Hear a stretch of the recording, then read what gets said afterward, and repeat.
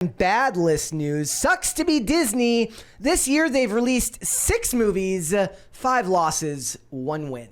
Yeah. That's a bummer. So these are the movies that they've got for this whole year, including the ones that haven't come out yet. Guardians of the Galaxy Volume 3, The Little Mermaid, The Boogeyman. I didn't even know that was a thing. Don't even remember it.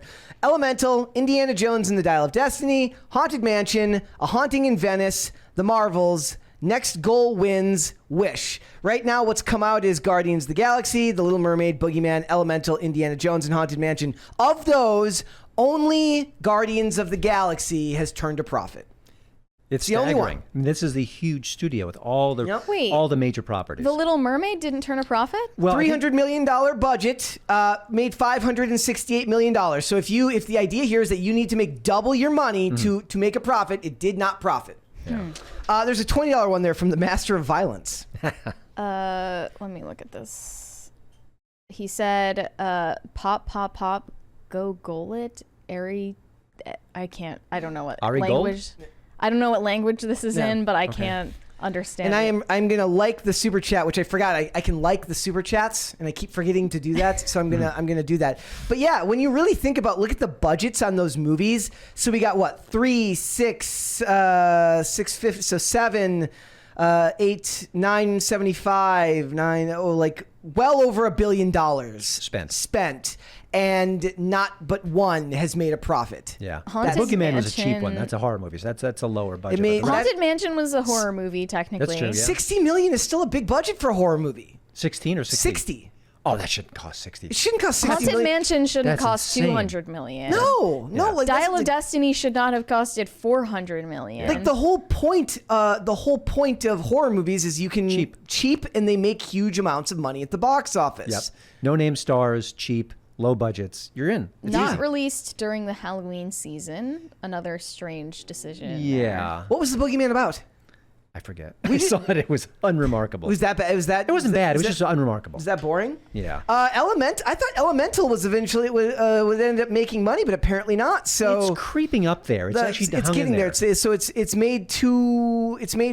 cost $275 million. It's made $445 million. So it's right there. Haunted right? Mansion flopped real hard. Yeah, that's not going to recover. No. That's done. No. Yeah. Well, no, I mean, just the fact that they were not going to release it Halloween meant they had no hope for it whatsoever. Yeah. And that's another movie, much like Blue Beetle, where the director was doubling down on identity politics in the promotion of the movie, and everybody knows that doesn't actually work if you're trying to sell it. But the Dial of Destiny one is the worst, probably a $400 million budget, and it's only made $375 million, so it's nowhere near where it needs to be. That's disaster land. Yeah, it is. So it's very, very sad. But one of the things that I notice is, like, anytime you talk about Disney, people talk about, like, look, they just keep losing money constantly and nothing ever changes, right? They don't go broke, as the phrase I saw that headline. would tell you. I saw that headline, and nothing changes, and everything stays the same. They're not gonna do anything differently. Disney's paring down their company right now.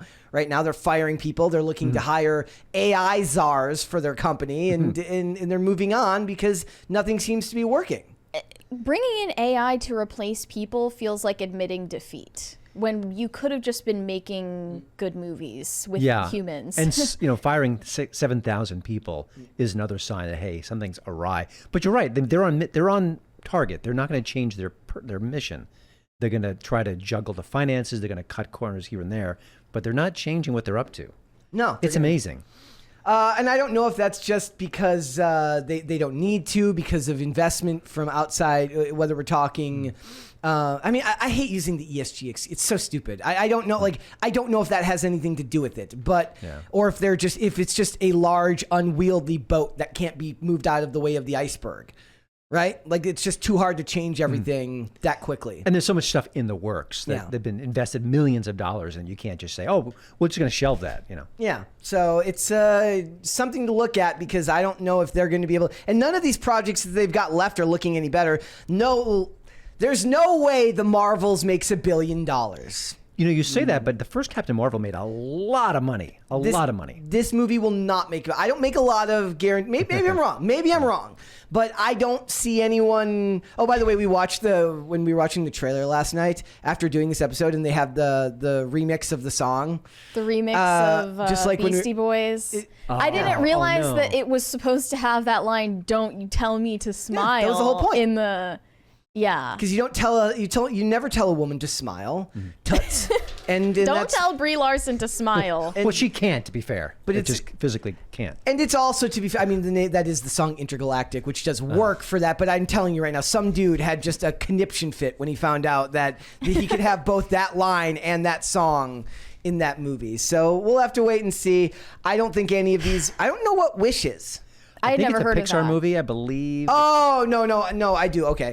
And Next Goal Wins, is that like a That's sports Taiki, movie? what? That's the one about the soccer coach? Taika Waititi, yeah, I think so. Yeah, okay. The trailer for that is just, haha, we hate white people. What was the trailer we saw last night for the sports movie that looked really good? From the director of Rudy, from the guy who made Oh, The Rudy. Hill, I think. The Hill. That looked Yeah. good. Yeah. That looked really, really nice. good. Yeah. I'm excited to go see that. We're gonna have to make time for that one because I hadn't even heard of that one yet. It's about what is it about a baseball player who He's had some injury. He's got an ailment that Yeah. he can't run that. He's got issues with his body. Yeah. But he wants to play so badly he just can't stop playing baseball. it looked great. And it's based on a true story, so that's interesting as well. In the chat, Rhaegar Targaryen says, "Wrong. Brett just can't take a strong woman in a movie." That's true. You're correct, my friend. What does Disney need to do to fix this situation, in your opinion? That's a great question. A version of mea culpa, basically saying that we've drifted away from our core purpose of being entertainers first and foremost for everybody, that we've gotten involved in political matters where we don't really belong in political matters, and do it in a way that's not really aggressive but really heartfelt, even though it's be a corporate message. Sure. But I think that would start. I don't know if maybe. the corporate message. I don't even think that would work. 'Cause everyone would see through it like from a mile away. Like it's kind of like the Rachel Zegler thing, right? Nobody's gonna buy it. People have made up their minds already. Well, if they have to do that and then change course and then stop doing what they're doing and go back to the old school Disney, the one that everyone loved. Do people just not have good ideas anymore, or are the people with good ideas getting shunned? I mean, I think we have to be behind the scenes to find out if they're a good idea. Like they're not getting their squelched. scripts I don't read. know. I don't know. I'm not. I mean, a lot of people have talked about like they turn in scripts and they're like, we're not doing this type of movie right now. Yeah, there's a great story from a couple of years ago. There was an ABC executive was saying how, almost boasting that they reject certain pitches because they're not diverse enough. And then I thought, well, remember Modern Family, which is my favorite show of all time, sitcom-wise? Oh wow. Okay. Now, there was a little, I mean, there's a gay couple, there's a Asian child, there's a little bit, but not that much. So this executive could have looked at that show and said, yeah, we're good.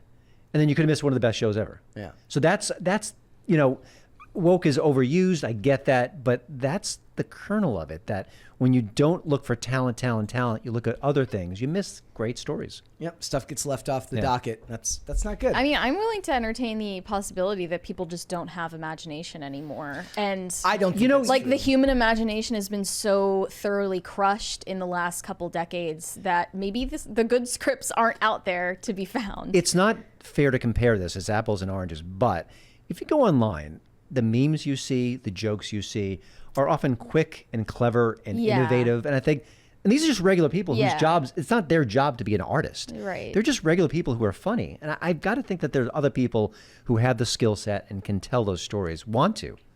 Yeah. I don't know. You're right. That the creativity still exists in memes. We're going to see a pop culture crisis trailer in 2 weeks, I Yes. guarantee it. Yeah, That's going to be exactly. amazing.